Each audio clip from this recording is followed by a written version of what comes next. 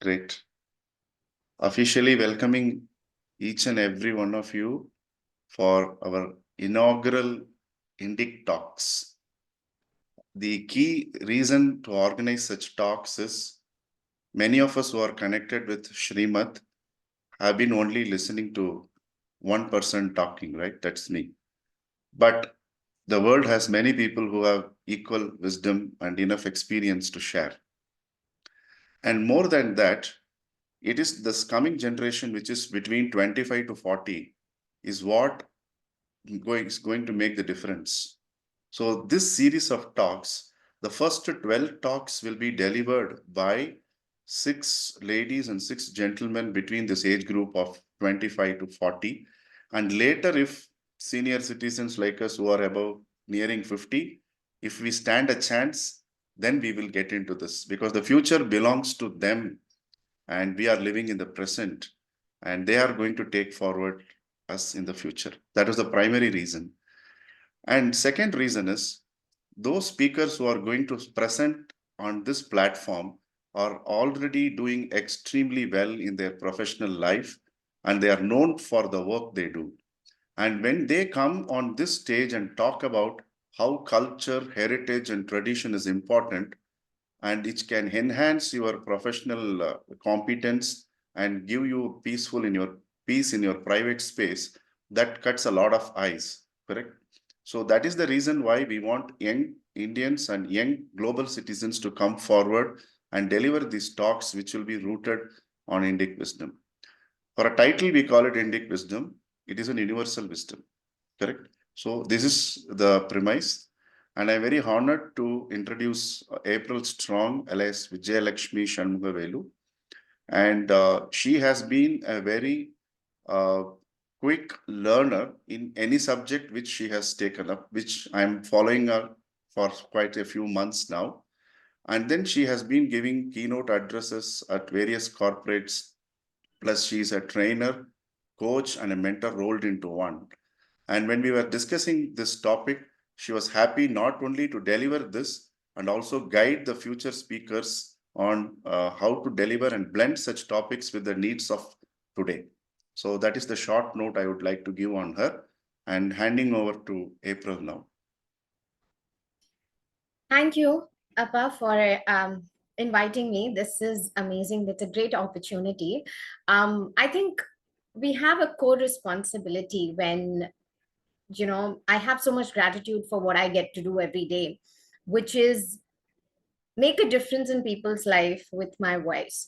And so, yeah, I think when we bring in Indic wisdom, or I wouldn't even see it as religion, I see it just as spirituality, just as Veda. When we bring these stories, and it also reiterates the same thing that we are trying to do, and how we can learn those lessons and bring it to our daily lives, I think it makes a lot of difference. Even if we can learn one thing today, I'd be more than happy if I can make a little difference. And the main purpose here is not to teach you anything, but to help you reflect and maybe understand yourself, one aspect of your life, a little deeper today. That would be my intention. So yeah, I'm calling it leadership lessons through Indic Tales. We have two stories that I would like to go through today, and this is a little bit about me. But I think, more than this, what makes me is the passion and the pure intention that I carry for the work that I do. Certifications are something that I think most people have, and it really doesn't matter. Um, what we're going to do today is, like we always do, we are going to create some group wisdom. I will share a story and then we will dig deeper into it. And I'd like to understand if you resonate with that story in some way or form. And if there is an incident in your life, in your personal life or your professional life, where you think what we are learning from the story is something that you have also observed, then I would love for you to share it. And there's no limitation to how many times you share. We can learn from each other. Have for us is the Ram Setu bridge story.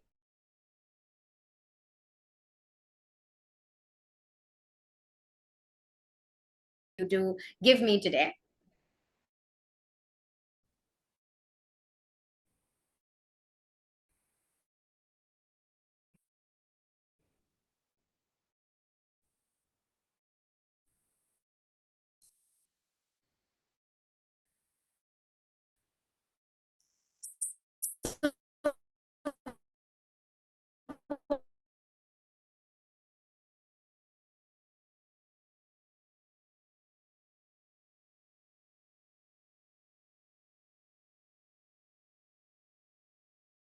In India to Mannar in Lanka. And the only option they have is if they can build a bridge across the sea. And from this part of India, they can go to the other part and they can bring back Sita Maya. Now, when this happens, everybody, all the Vanaras, including Hanuman, start to build the bridge. Now, how are they building the bridge? They're breaking huge mountains. Now, the Vanaras, imagine they are gigantic and they have a lot of energy. They have a lot of strength. They're breaking the mountains, cutting them into big, huge stones, and they're throwing these stones in the sea to build the bridge. Now, this keeps happening, keeps happening. They're all working so hard. And Rama is very happy to see this. He's excited to see that we're all working towards this one goal, one purpose, and we're all going to go and get Sita Maya. Now, what happens at that moment is this little squirrel. The squirrel keeps going up and down, up and down, up and down. What the squirrel is doing is it is holding small pebbles in its mouth, and it is trying to fill the gaps between the huge stones. It'll go up, it'll come down, it'll go up, it'll come down, and it keeps putting pebbles here and there, here and there. Now, looking at this, the Vanaras started to mock the squirrel. They started to laugh at the squirrel. And one of them swooshed the squirrel. And they said, "We are doing this. You cannot help. You should just stay and relax." He couldn't see what the squirrel was contributing. Now, as soon as the Vanara swooshed the squirrel went and he fell on Lord Rama's lap. Now, Lord Rama was very upset with the Vanaras and their behavior. He picked up the squirrel and he patted the squirrel. What he did was he ran his fingers down the squirrel's back. Now it says that is how the squirrel gets 3 of its stripes that you see behind the squirrel. That's how the squirrel gets it. Rama does this and then he talks to the Vanaras.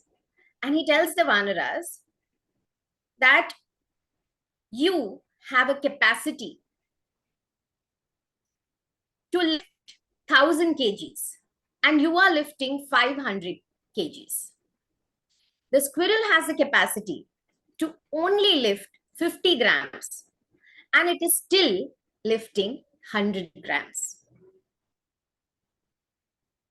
Lord Rama says, action is always more important. Intention is always more important than action. Intention has to follow it. Now the Vanaras realized what they did. And this is the formula that we come across today. If we put what was said in a metric, how much you did upon how much you could do multiplied by 100. So like I said, the Vanaras could do 1,000. So they did 50% of their capacity. The squirrel did 200% of his capacity. And that is what Lord Rama saw. So the Lord sees intent is the message of this story. So just like Lord Rama, a good leader always identifies good intent. A lot of times, even in our organizations, it may happen that not everybody is able to do, sorry, something happened to my screen. Yeah. Even in sorry. Even in organizations, a lot of times, we need to empathize with people. Not everybody's contribution is at the same level, but everybody's contribution actually matters. And when we understand that, it makes a huge difference. Now, this brings me to the next point.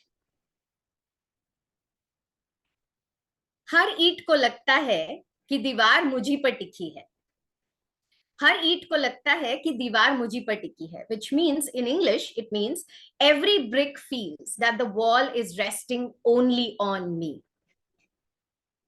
Do we resonate with that? A lot of times we think that, oh, my contribution, without my contribution, nothing significant can happen around here.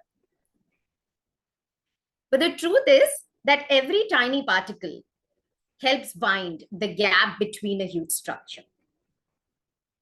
Everyone plays their role in whatever it is that we're trying to do. And sometimes the smaller contributions save us from the biggest disasters. And when I was going through this story, imagine there are so many times when somebody will turn off a tap. Now imagine if it was left open, what could happen? Somebody would, suddenly notice that the gas is on. All of these smaller contributions that someone makes could save biggest disasters. Now, the same thing, whether it is in our personal life or it is in our professional life, if we start understanding that someone's action may not equal to my action, but the contribution might be saving us from disasters, maybe we will be able to empathize a little better. So I'd like you to share anything that this story reminds you of, any incident where you think intention is either more important or as important as action. The floor is open. As we requested in the initial slide, let us keep our sharing between 30 seconds to a minute at max. The floor is open.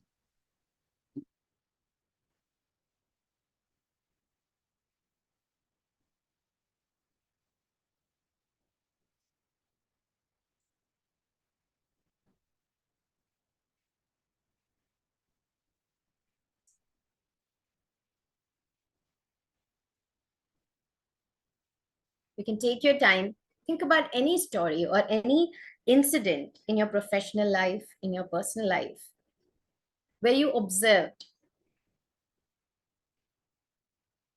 someone's intention. Yeah, I can go, April, just real Please. quick. I don't know about an incident or story. I'm not remembering it right now, but and I don't know if intention is really more important than action. I think these are all linguistic differentiations. It is like when you get things together, the yin and yang disappear. It's a bit like that. So everything is important, right? But more than intention, what is most important is goodness. So when you say good intent, yes, right? So for example, I live like this in my life. Yeah. Every small action of mine to whether professional, personal, there is no separation or anything, right? I try to live from goodness. Yeah. So that's all and goodness is something that is, it cannot be practiced. Virtue cannot be cultivated. It has to come. It has to come like more naturally, right?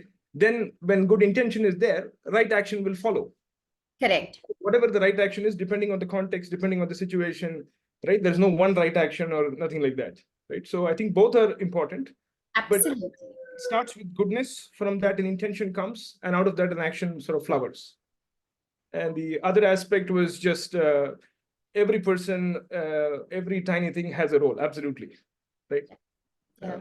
So not a story, but yeah, those are few thoughts. Awesome. Who'd like to go next? Balaji, yes, unmuted. Yeah, I had a thought. It reminded me of what Warren Buffett says when he is looking for people. So he says, he values the most important quality he values is integrity, intention, right? So, and he says, because if you're hiring a smart person without integrity, then it'll come to bite you very quickly. But Right. if you have a person with integrity, then that's not going to happen. So integrity first, and then only smartness and so on. Yeah. So I think intention matters most. Yeah. Thank you. Thank you so much. Yeah. It reminds me of a story. I mean, me of an incident. So the company that I retain with, I go and coach everybody in this organization. There's this one girl, very young girl, and she's been through a lot of trauma, a lot of childhood trauma. And what happened is a lot of times she makes mistakes and she gets scared. What we realized is that the fear is coming from what has happened to her in the past and also in her present.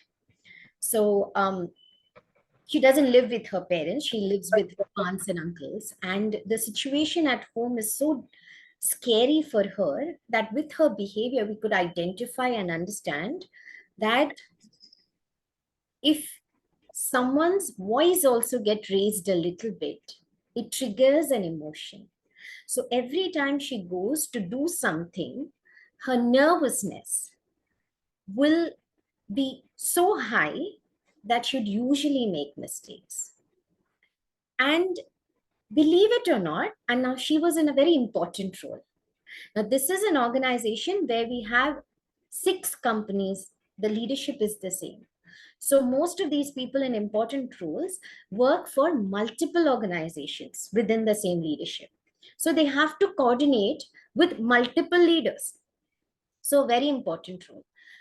But believe it or not, although everybody had this problem that, oh my God, things are not getting done on time, it's not getting done the right way, everybody somehow just wanted to help. And we were pushing, and of course my sessions were going on and we were trying to help. Now in the same organization, they recruited a girl from a very top university, and this girl had started to work, and she was given multiple roles. First she was given a role and her personality did not match, so then they wanted to put her in another role with another leader. Again, there they couldn't work with her, so it kept happening. Now when the switch happened for the third time, they realized that something's wrong. Now what is wrong was the question, and they realized that the attitude of whether I want to finish the task or not, there was something not so right about it. Now, she could have had her own reasons, right? Maybe this wasn't the work that she wanted in the first place. She was right out, she had come right out of college. So maybe it wasn't what she was passionate about, whatever the reason was. Now, in her case, people did not want to show the patience because they couldn't see the pure intention, like goodness, the pure intention. Because they could probably, there was a lack of intent, there was a lack of this feeling that I want to finish this and I want to give that result, I want to work towards the outcome. The attitude was more like, okay, this is given to me, I'll do it and I'll just see. I mean, then it's their lookout whether they like it or not. Now for these 2 people, although this person's performance was better, but still everybody was more willing to work with the first person. and not willing to work with the second person.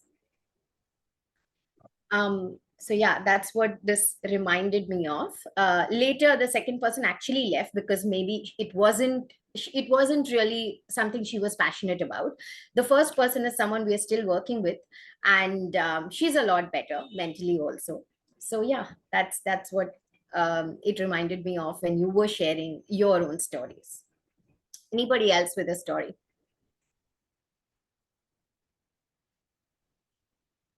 Or anybody? Yeah. I have a very simple story. Hmm. The first time I noticed intent was I asked my daughter to go and latch the door. She was 3. Okay, I mean, I was caught up with something. I shouldn't have asked a 3-year-old to do it, I admit. But I just said, go latch the door. So she has actually moved the latch and it is not really locked. Hmm. So the intent part, so I said, then she comes back and says, Amma, it's done. And I'm hearing, it's very difficult when the door is not latched properly. Children can get hurt. So I rush outside. Nothing has changed. So I asked you to do something. Yes, I did. You asked me to latch it. But what I didn't understand was, intent is right. Her idea was to latch, but it didn't work. Yeah. That is how innocent children are. Then next, once I forgot this probably, my son comes. I said, do this homework, write A to Z. That is the homework. So write A to Z. Give me 15 minutes of peace. I say and I go somewhere. And then when I come back, after 2 minutes, I'm hearing both of them chatting again. So what is this? What happened to the homework? The teacher has asked me to write A to Z. The teacher has written, write A dash Z. So he's directly copied A dash Z. You should imagine that notebook, right? On top, they write A to Z. So he has just written. The intent is very clear. I have done the homework. That is what the teacher has said. So much of miscommunication we do. We tell people and people do it. But Yeah. we are judging them based on our understanding and not, on the intent. Yeah. But then I started becoming more careful when I instruct. Wow, such cute stories. I could visualize your children actually. You can see, visualize what? Come here, Da. Come, quickly.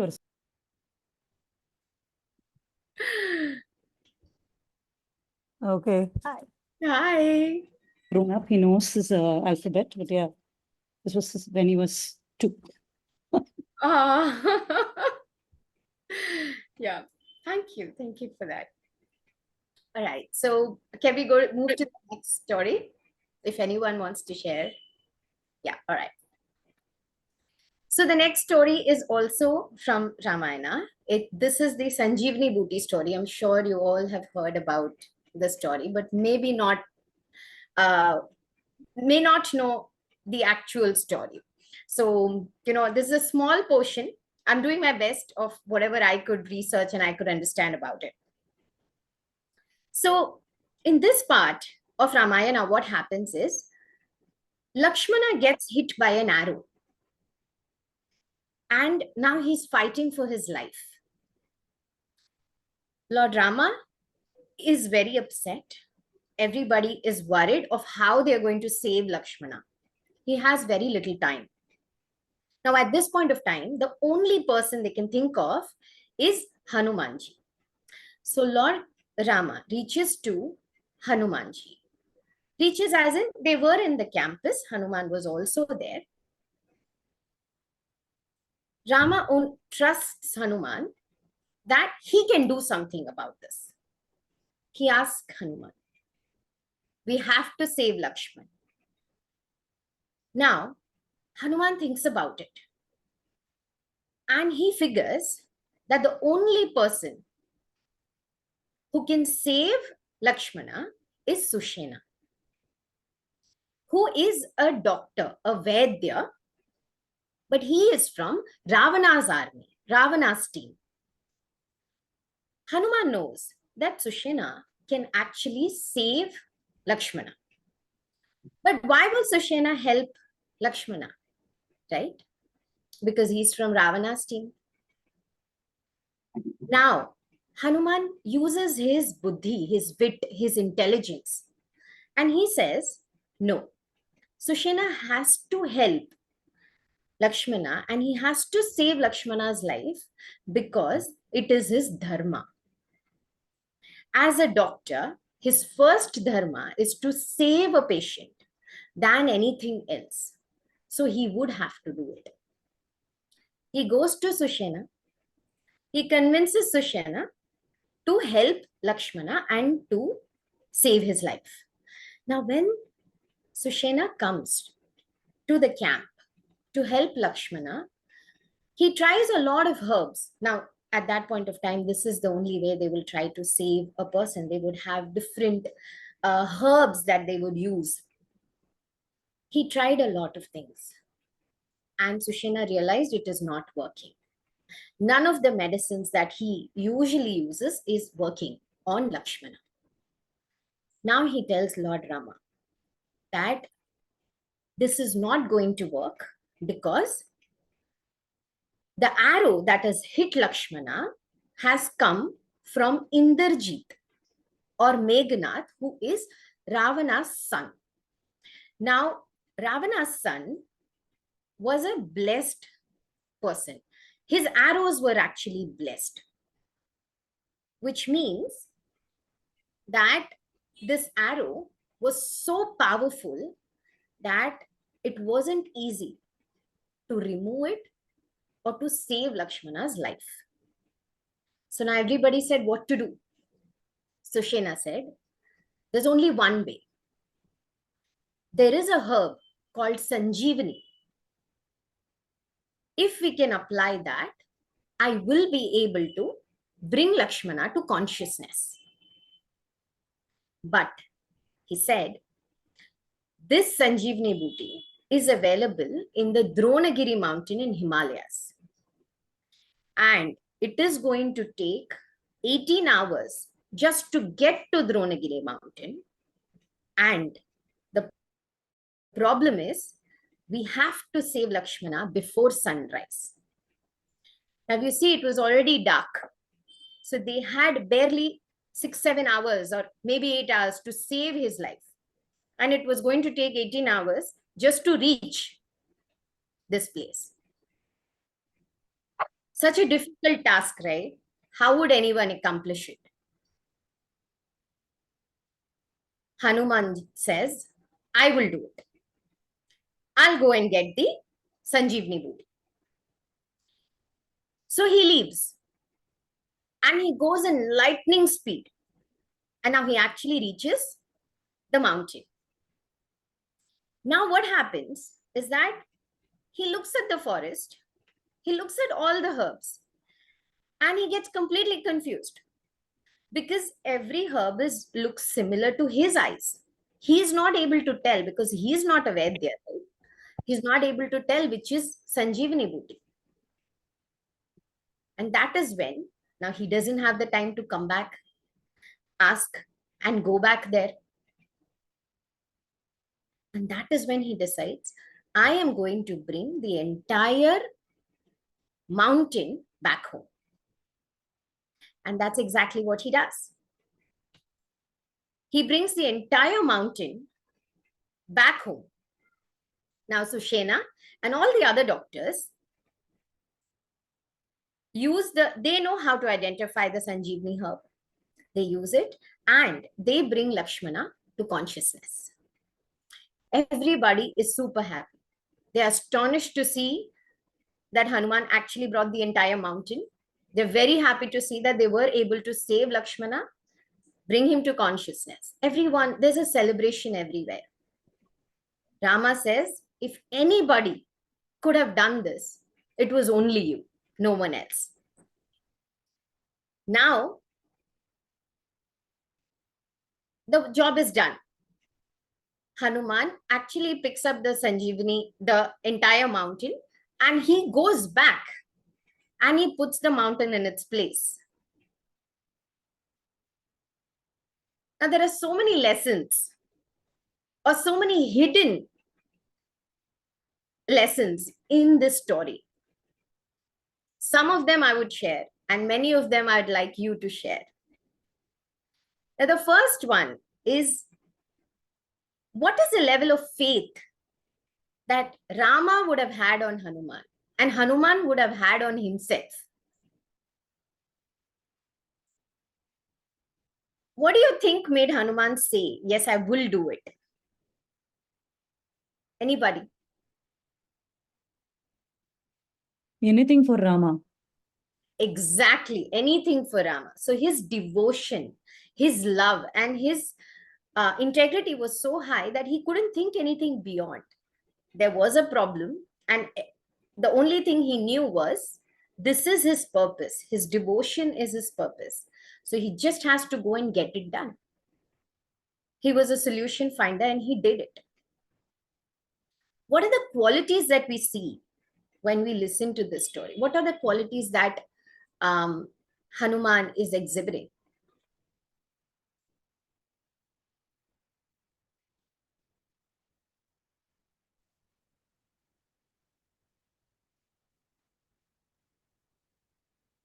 I think one of the thing that we see is Hanuman's strength, right? Hanuman believes that his strength Yes. itself is Rama. It is not that Hanuman is saying, I have the strength. It Wow. is Rama who has, faith in me. So it is Rama's strength. So if he says I can do, I'm going to do it, right? I think that's what he depicts. So it is about differentiating that you can do it or you have the power, rather saying that the one, the God, is doing through me. So I'm just the one who's performing the action. Wow, so deep. Thank you so much for sharing that. Yes. Wow. Yeah, that's so true. I think I was going to say doing what is needed. So, for example, like I'm just reflecting here, right? I've heard the story before, but not reflected in this sort of this thing. But so doing what is needed, meaning like when he goes to the mountain and he doesn't find the Sanjeevani, this thing, there is no ego or there is no this thing trying to, he realizes that he understands that he cannot do this. Yeah. So acting immediately, common sense, and just doing what is needed, bringing the mountain back. So somebody else who's got the capacity to identify will do that. Something. Yeah. Absolutely true. I also had similar ideologies when I was, researching about the story. That very cliche, but if we look at the corporate scenario today, he never thought about, oh, this is not in my KRA, or today I can't do it, or he never had those beliefs saying, oh, I don't know how to do this. Biggest problem, no? Any task is given, first we are thinking whether I know how to do. He had no idea how to fly. He had never flown so rapidly and to such a distance. So he never asked himself, do I have the experience? Have I done it before? Do I have the knowledge? Do I have the skill set? All the barriers that we think about when we have to go and accomplish something. He did not think about any of those things. He just said, okay, this is what I need to do because I need to save Lakshmana. That is what Lord Rama is expecting from me, and he believes in me. I will just go ahead and do it. So when we look at attributes, there are so many attributes like accountability, reliability, major one, trust, confidence that come out. But also one important thing that I could think of is, what are you looking for? If we relate it to our lives, what I see in Hanuman here is, like Deepa said, it was his devotion. It was just his love for Rama. He wanted to do it. He knew it was very clear in his head. His vision was very clear. A lot of times that is the problem. Now, in a corporate scenario, it could be very difficult to put the same scenario, right? Because maybe we don't, it doesn't exist there. But there are so many different aspects of our life. If we are an entrepreneur working for our purpose, working for our passion, then what if the story here or the lesson here is, you will see what you're looking for. So what is it that you're looking for? Are we looking for our problems or are we looking for solutions?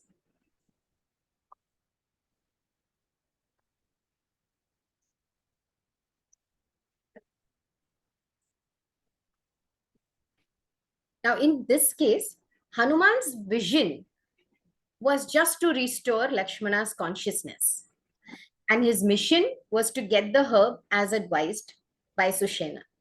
And his action was to go and get the mountain. Quite simple, right? So he had that clarity. And maybe that's something that most of us.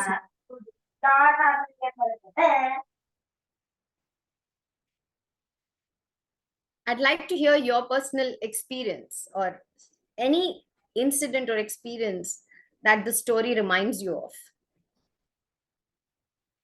I think I just want to share one thing on the trust and belief, right? And from a corporate scenario, I'm saying this because from an entrepreneur scenario, it varies. It's different. Absolutely. But if we compare it to corporate, if we have the trust in the one whom you are taking the guidance from, I wouldn't say orders, but the guidance, right? Or instructions, like you said, what to do. Yes. And the belief that this will help me, right? Even if you don't have the full clarity that Hanuman had, that by doing something, this is what you get exactly out of it, you would still do it. And actually, that is how you learn. And that's how you grow, right? And I think I would say in a corporate scenario, at least the parallel to me, the people I've worked with, my colleagues, whoever has done well, have grown, right? The attitude has been that mostly that I will do what is given to me with the best of intent and the commitment. And in the process, I'll be open to learn. Yes. I think I would say that's something to take here. And even to the point that Harish mentioned, there is in the story, there is one more incident, right? That when Hanuman reaches there to Sanjeevani, he cannot identify which is Sanjeevani. And then he gets from one of the Devata arrives and says, don't touch, you're not supposed to take it. This is supposed to be here. He gets all that thing. Then he actually decides to bow down to that Devata and tell the Devata why is he here, for what he's taking. He takes the permission. Now that is not something he has been told when he leaves. So now that's a learning on the job, which means he knew what he had to do, but he was open to take an action that was relevant at that point of time to still achieve what he had to do. So I would say, these are some things. If you have trusted the one who's given you the task or action, then you are open to do some of these things yourself, but still, achieve what you have to do. Wow, thank you for sharing that. Wow, such an interesting, I loved it. Yes, April, Colonel please go ahead. See, I'm not able to give it in such beautiful way, the way Venki said, from related to the story, but you had also spoken about the corporate piece. Two things which I realized. One was task orientation and solution focused. These two things come to my mind straight away. What Hanuman, his task was very clearly specified, but when other constraints came within completion of task, he bypassed all of them and ensured solution. See, now as a boss, someone could have said, yeah, I asked you to bring one herb and you brought a mountain. Did I ask you to bring? All that could have also happened, remember, but that is a way in which we see. The second thing is, I was, it tickled my mind what you said. You get what you search for. So this reminds me of my time when I was in retail. I remember some people going for inspection and saying, the store has got all this wrong. Or during interviews, when we were getting new cluster managers, we say, why don't you go to the store and come back with the feedback? During interview process, 3 of them come back. 2 of them come back saying the uniform is not, the people are not very customer friendly and this, that. While the third person comes back saying, sir, these are all great things which I found. The guys are, they received me, they showed me, they had product knowledge. In the end, when I realized that we were looking at people who were looking what they were getting. They were looking for faults, they found faults. This guy was looking for good things, he found good things. Hanuman could have gone, he was looking for Sanjeevani, he found Sanjeevani. Correct. I could have gone and I would have found a mountain. without Sanjeevani in it. So it depends on who it is. I think that is what I felt, what Hanuman brings from a corporate perspective. Yeah. Beautifully articulated. Thank you.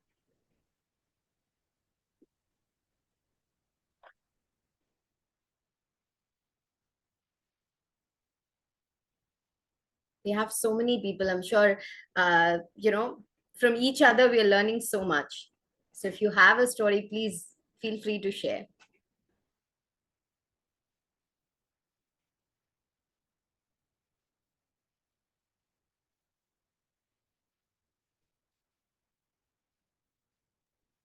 Hi, good evening, Dinesh here. I hope we have a question on Sushena. To me, whatever he did is equally or more noble than whatever Hanuman could do. Because Sushena, without any expectations, obviously Hanuman did because he was expecting love back from Rama, or he did what he could do with whatever the skill sets he has got. But whatever Sushena did is commendable, is what I could personally feel. Wow. Yeah. Selfless. Yeah. Lovely. While I agree to that point, I just want to add a context to it that Sushena did it after he realized his dharma. So Sushena was first reluctant to do it because he was putting Raja Dharma at the thing that he was the servant of his Raja, and this was enemy of Ravana. And then he had to be convinced by the Garuda Devata, and to say that this is Vishnu's avatar, and you as the doctor, your first dharma is to save life, and then everything else comes. So he had to realize his dharma, and after that he actually did, because he had to leave his dharma, right? Like even now people take that thing, doctors. So he realized that that's what he does, and eventually did, which is, I think, I do agree that he lived his dharma, which is actually the noble thing. The greatest thing someone to do is to, it's the dharma sankata, right? I think Krishna knows, we debate about, talk about dharma sankata that everyone goes through. So Sushena went through the dharma sankata and came out victorious, doing the right thing eventually. Beautiful.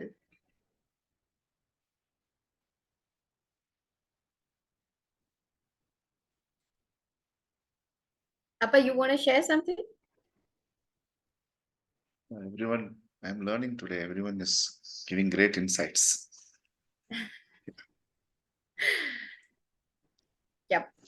It's very interesting to reflect from this perspective, because total surrender, devotion seems, I mean, from the corporate parlance, it seems like a weakness or a vulnerability. But of course, there is also a movement which says vulnerability, and vulnerability is power. Vulnerability is strength. Vulnerability is that gift that you can harness and access. And I'm reflecting it from this perspective. I mean, this story I've reflected on a couple of times, and sometimes I've said, "Yaar, ye murkh hai." I mean, no, sorry, Hanuman ji, meko maaf kar dena. But I've had dialogues with the gods, to say that, okay, show me the practical path, because I don't want to take anything lying down. I want to question so that I understand and it flows through me. And therefore I'm playing a devil's advocate to my own self. But how much ever Bernie Brown talks about vulnerability, etc., time and again when I'm holding space for leaders in corporates, and as I'm facilitating, I can show vulnerability as a facilitator. I don't see that coming. So this concept of even surrender to the divine. So when I'm entering into a coaching agreement, I ask them one of the question: how much are you connected with the divine? What percentage are you connected? They'll say, I'm entering into a coaching agreement. Why are you asking about divine? There's no connection. So the practicality is very far from these myths, and that's why I think we need to bring these myths. But where it stands today, it is for of how many of us are in this? 32 people are in this, but I don't know the count of how many people are not here. So it's like I'm talking on behalf of that. How do we get them closer to the divine? How do we, one is live by example, but really show this space of, if I trust on the divine, I can just fall back and trust, and I will be held. It's so easy than doing this hard work and striving. Yeah, I'm just, it's not a question to you. I'm just reflecting as I'm speaking aloud. Wow. Hmm. And you know what? When I read these three, Hanuman's vision is this, mission is this, action is this. Another aspect that comes to me is his purpose Yeah. was much more than Lakshman's, was higher than the vision. I mean, I don't know in what order all of this comes in terms of vocabulary, but his purpose was to stay devoted to the Lord. Absolutely. Period. So, and from there only vision and all of this flows. So that's Yeah. also something, you know, I was reflecting on. That is so true. His purpose, his devotion is what led to everything. Yeah. Absolutely. Totally agree. And just like your name, Akka, everything that you say is going to be so deep. Now you put it back to me. See, if it was very easy, then we would not have this session. Yeah. And it's always when you go up, it's lonely in the top. These sessions will make you feel being alone than being lonely, because everything is a first step, right? So are we able to do this? The step starts there, and we see the entire thing changes gradually. Yeah. So that the key takeaway for me is drishti. Are you looking at solution? Are you looking at a problem? And like Colonel Srinivasan said, if you keep looking at the other side, we will keep seeing that. It's like standing on the road and wanting to see a white car. You will see a white car a lot. So Absolutely. these are all for people who are having the kind of deeper questions what you are having. Yeah. And it is always important to question, then only we learn a lot. Yes. And these are questions long standing, not today. Right. They've been burning. Absolutely. Yeah. Now, when we look at both of these stories, what another thing that comes is a lot of us today are stuck in the idea generation phase, right? We're in an information world. We have so much knowledge. And because of knowledge, we may have even ideas, but we don't execute. A lot of times we don't execute. Now, in both of these stories, that's what really happens, that there is an idea, but there's also execution. So the bridge between ideas and success is built with the bricks of execution, is my major takeaway, or something that I would like to leave you with, a thought that I would like you to go with probably today. Yeah. I have a shloka before we share our learnings from the session itself. And if someone who's, if someone else could read it, because I don't do a good job while reading it. So maybe Appa, if you can read it. Good. Deepa is there. Anyone? I can read. Yeah, please. Which Deepa? I mean, Both the Deepas are Deepas. So you can even do a chorus also. So Deepa Mahesh, you can go ahead. Yeah, Deepa, go ahead. Deepa, you go ahead. Ninga pongo. My voice is not great today. Okay. Buddhir-balam yashodhairyam nirbhayatvam arogata acharyam vakpadvatvam cha Shri Hanumat smaranat bhavet.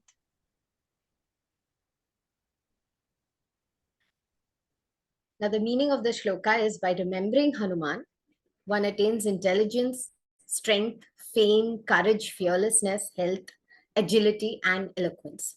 A lot of times when we think about Hanumanji, we think about his physical strength, but he was known for so much more than his physical strength. And it is said that when we think about him, we can get all of these qualities imbibed in us. And and I'd love for you all to share your learnings and your experience through the session today.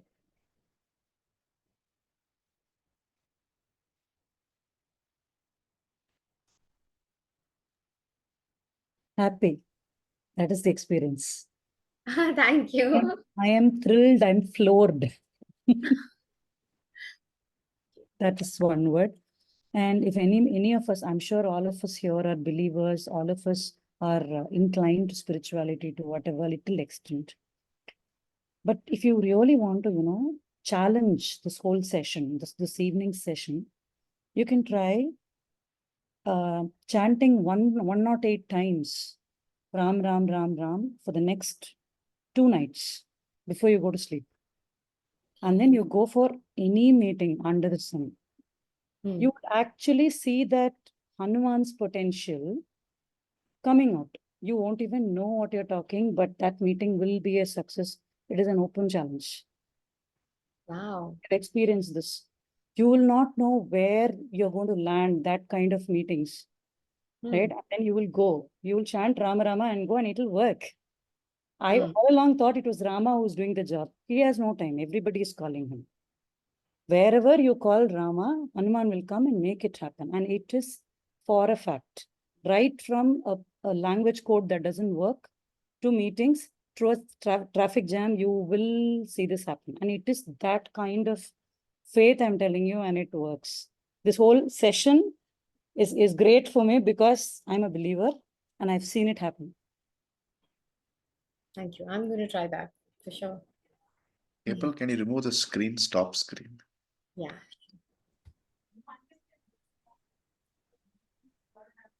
Yeah. I can't resist the temptation to get airtime. I'm really sorry. This every time it happens. Other one thing which I believe is to get belief is to experience it yourself. Now, Deepa has said a lot of things. Now, for it to happen, I must first experience it. For experience it, I must do it. So to do it, I have to get some, at least the initial initiation, if I may say. Now, I remember speaking to Krishna many years back, and I said, where do I start? He says, you start wherever. It's like entering a forest, right? Everyone enters this forest from different corners. And what they see, what the forest they see is what their experience is. So I personally believe that to generate belief, so that you chant Rama 108 times, or you just say Hanuman Chalisa, or you just meditate. I mean, whatever is your methodology is very different. You must have belief in your own methodology. That is one. The second is that only you can experience. Nobody can explain experience to you. I can keep saying this. I can say it has happened with me. But I will never, I can never make you believe till the time you do it and you experience it. And I think that is what is going to make all of us learn, by coming to such kind of things. Someone has experienced it, and then you say, yeah, let me also try it. Oh, I need parking in Bangalore. Let me chant Ram Rama 108 times. And you get parking, you start believing that. Believe me, it is as simple as that. The book called Secret did it. It says something in similar ways. Then your mother tells you at a different age, you say, just focus on the positive part. Don't keep thinking negative. She will give it in some other form, and you think about it and you achieve it. Slowly you start. It's like what Krishna said. It's a very slow process. Very slow process.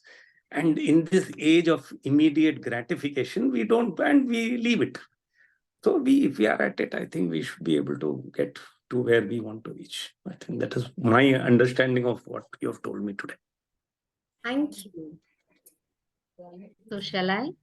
Yes, please.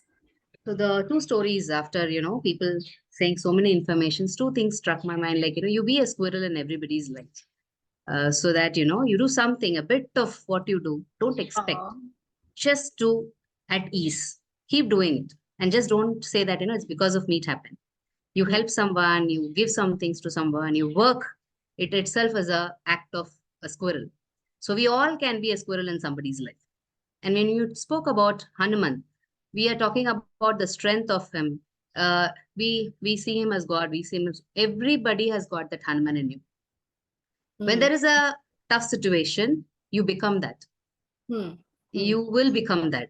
So that is how everybody are here. Everybody have crossed something in their life, and it just didn't happen, right? It just came because you got the strength of the Hanuman in you in some power. So when you were talking about he carrying a big mountain and getting it to the forest, it has happened in the recent eras also, right? The hospitals which wanted to transplant a heart, there was many Hanumans on the place, no trafficking those days. Now you have a traffic here in country, and people have traveled like Hanuman to take somebody's heart and transplanting it to somebody's body. And it means that we are all here to do some job, and let's not, say we have to take which role to play in which situation we are in. And I think I have learned these two from the stories that you've told. Thank you for the opportunity. You are one of the best squirrels I know, Rajshri. Aarti will vouch for it. Thank you. I love that line. Let us all be squirrel. It's someone's life. Yeah, that's amazing.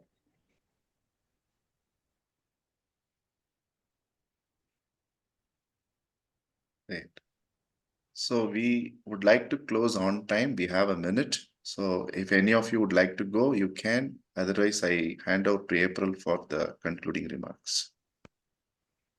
I just want to say thank you to April and thank you, Krishna. Thank you for that amazing work. I am sitting here in Poland as a Westerner, let us call it. I hear these stories for the first time in my life. So I'm very touched that I have access to these stories and that we can be here together learning on all the squirrels, and we can learn from the stories in a powerful way. Thank you. Thank you so much. You both, every time I see you both on screen, I feel so warm. I feel so happy. Yeah, your devotion, and every time I notice that, the way you listen, the way the inputs you share in each of his class, it's remarkable. Thank you so much. Thank you. Thank you. So hi, April. Hi, Krishna sir. I think that was a great session, a lot of learning. Driving, so not on the screen, but I've been listening the whole session. Thank you so much. Great insights. We will know these stories, but we wouldn't have interpreted it in the way that, everybody came up and shared so many experiences, right? So I think that adds a lot to get better in life in every way possible. Thank you so much. Thank you. My pleasure. All right. So thank you so much. I think what I love about these sessions is the group wisdom that we create, what we learn from each other. And even today, if you see, we shared something and there were so many versions of the same story. There were so many inputs about the same story. And all of us have a different perspective. Our learnings are so different from each other also. Again, the same point that we get what we are looking for. And very happy to see that all of us here are looking only for solutions, but solutions can also be varied and in multiple forms. And that's what I learned from each one of you, your perspectives. So thank you for being here, and thank you for sharing your own learnings and lessons and experiences with me. Thank you so much. Thank you. And we propose to host this every third Sunday with a young speaker between 25 to 40 years. If you happen to come across any of them, please put them in touch with us. And we would like to listen wisdom from each one of them. Thank you. Have a great day. Namaste. Thank you. Thank you. Thank you, Krishna.